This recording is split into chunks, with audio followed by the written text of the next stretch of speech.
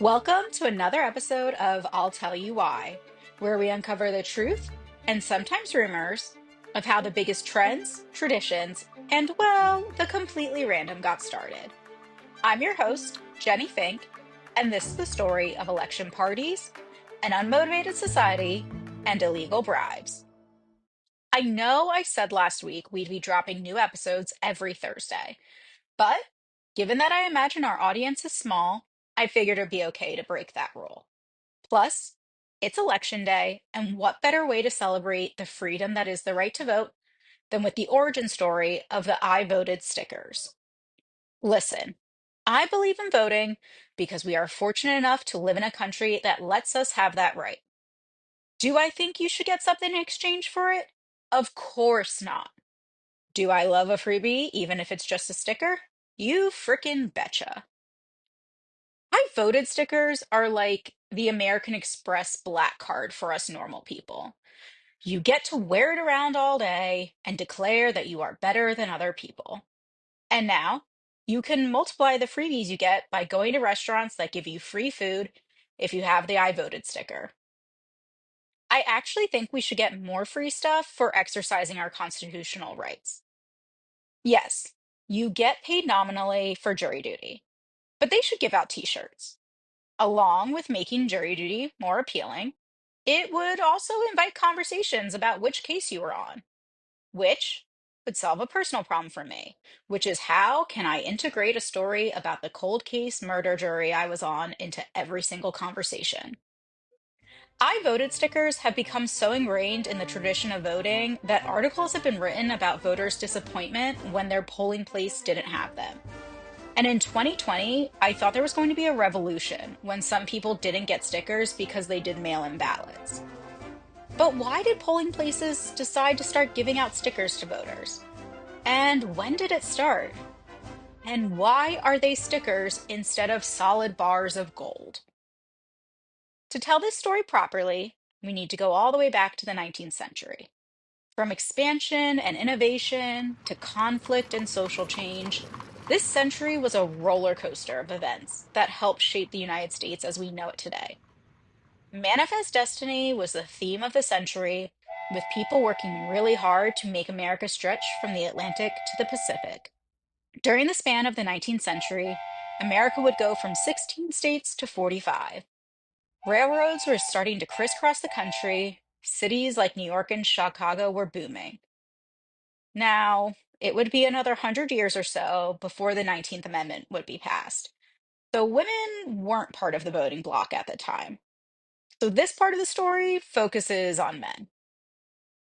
While America had more than ever before at the time, they still didn't have social media. So people had to make it known that they were able to vote another way. Men would grow out their facial hair to show they were old enough and dress up in their best clothes to go cast their ballot. Polling places even gave out liquor, and going to vote was a huge party. Some places had parades, and whole families would come out to watch the festivities. While they didn't have I voted stickers to brag about, voting in the 19th century was a lot different than today. Instead of filling out a ballot secretly, people would take a color-coded card that corresponded to a specific candidate and then turn it in to be counted. So, if you wanted to know how the people in your town voted, you just had to watch them vote. For anyone who's witnessed a battle play out in the comments of a political Facebook post, the idea of every vote you cast being public may seem horrifying. But back then, there was no expectation that your vote should be private. In fact, a lot of people believed it should be public knowledge. Also, and this seems insane by our standards, it gave political operatives a chance to try to sway the election if they noticed their opponent was getting a few too many votes. They'd go into the crowd and find people who hadn't voted yet and try to convince them to cast their ballot for their candidate. It wasn't until the end of the 19th century that the country decided it was time to make voting a bit more private. The idea of the secret ballot, which we use today, was introduced to America via Australia. Instead of ballots for each party, each state would have one ballot with all the names of candidates and room for write ins. Then, voters would mark their ballot in a private booth and deposit it to be counted. Honestly, this sounds pretty familiar, except that they didn't have to use Scantrons, which I still have not mastered the concept of. Every year I panic, mark something wrong, and then need to redo my ballot at least 2 or 3 times. A voting booth really hates to see me coming. This new way of voting solved the problem of strategists running last minute election interference, but it kind of killed the vibe. Instead of huge parties that got people in the patriotic spirit and super jazzed to vote, now voting was a solitary act, and it just made the whole thing very somber all of a sudden. Again, kind of like it is today. As it turns out, people really liked the idea of public ballots, and they weren't as motivated to vote when there wasn't a huge party around it.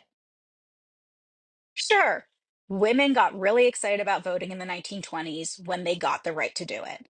And they even wore I voted buttons with ribbons dangling from them. But generally, in the 20th century, voter turnout seriously dropped. It rebounded a little after World War II, but then sagged again in the 1970s. You had the Vietnam War, which motivated some people, and it was a turning point for youth voter turnout. People used clear umbrellas with the word vote on it, and stores started selling vote t shirts. But overall, the excitement there was about voting when there were parades had been lost. America wasn't going to return to public ballots. First of all, imagine how long those voting lines would be. Second of all, society had changed, and the idea that your vote should be secret is now just part of who we are. It's not really socially acceptable anymore to even ask someone who they voted for, or really even if they voted. But people decided there needed to be a little bit more fanfare for elections. Places hired entire circus companies, complete with elephants and jugglers and lion tamers, to come out to polling places. There were celebrity performers and even raffles for some really great prizes. Just kidding. No one did any of that, to my knowledge. Instead, they were like, you know what will get the people excited again? A free sticker. The first known mention of the stickers was in the Miami Herald in the 1950s. The title of the article was Bosses Urged to Give Time Off for Voting, which I think just proves the more things change, the more they stay the same. Specifically, they wanted people to have time off to go vote in favor of a $6 million bond for a hospital expansion.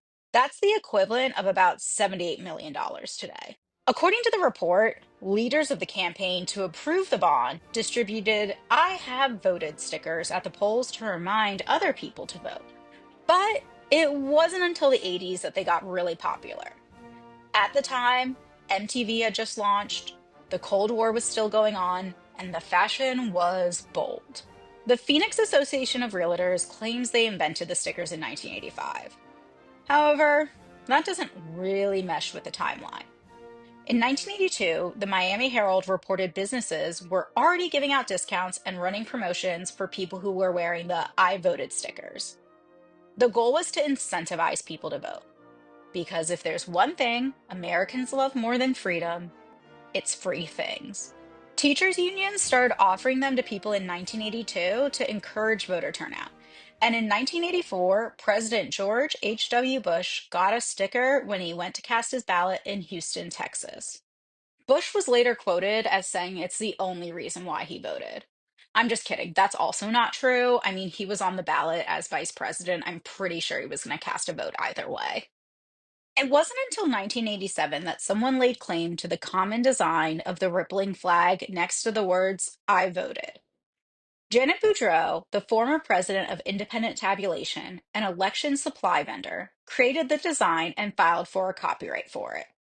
By the 1988 election, the stickers were available nationwide. Boudreau said she created the design and wanted to take the stickers nationwide because she was shocked at how many people didn't know about Election Day. I mean, think about it. This is before Apple put it all in our calendars and sent us 100 different reminders about it. Plus, like I said, there was no social media, so there was no one to peer pressure you nonstop when you opened your feed. While people not getting stickers nowadays causes a riot, not everyone has loved the free promotional tool. In the late 1980s and early 1990s, two men sued a Connecticut town because poll workers damaged their suede jackets by putting the stickers on them. If my husband is listening, he probably is getting PTSD from the time we went to Newport to one of the mansions and I put the admission sticker on my suede jacket. It was brand new and I'd never worn it before, and the residue from that sticker has not come off to this day. And he definitely reminds me about it every single time I wear it. Since the first sticker was released, designs have changed, and some states and counties have put their own spin on them. You also might be surprised, but the stickers aren't just a fun little souvenir for voting. Independent Tabulation sells an estimated $30 million worth of them every election. Companies also do a lot of promotions to help encourage voter turnout and drum up business on election day by offering discounts and freebies to people with I voted stickers. Now, I'm not trying to be a narc or rain on anyone's parade who loves exclusivity like I do, but technically, that's illegal.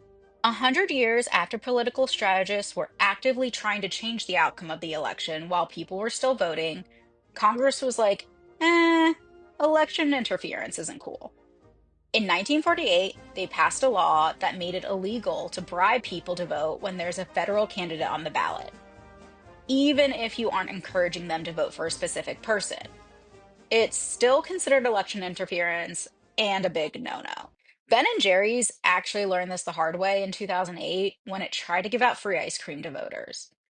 After being told they were in legal hot water, the company expanded the promotion to include everyone who came in on election day.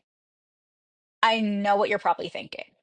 This girl has absolutely no idea what she's talking about because I know I've seen promotions that give out free stuff if you come in with your I voted sticker. Don't worry, you're not imagining it.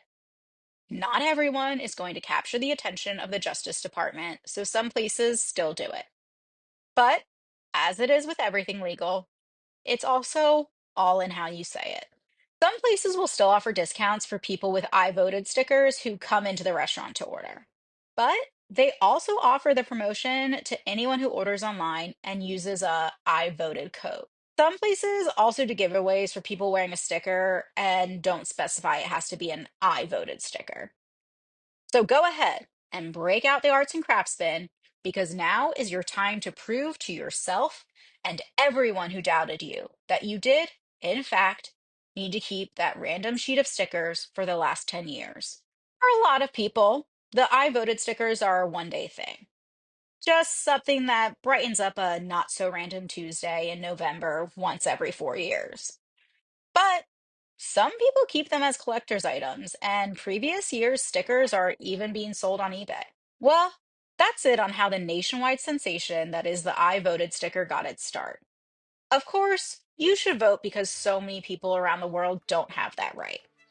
But if the sticker brings you some joy too, I don't blame you. It's possible the only person listening to this is my mother. But if there's anyone else out there, don't forget to like, share, and subscribe to I'll Tell You Why.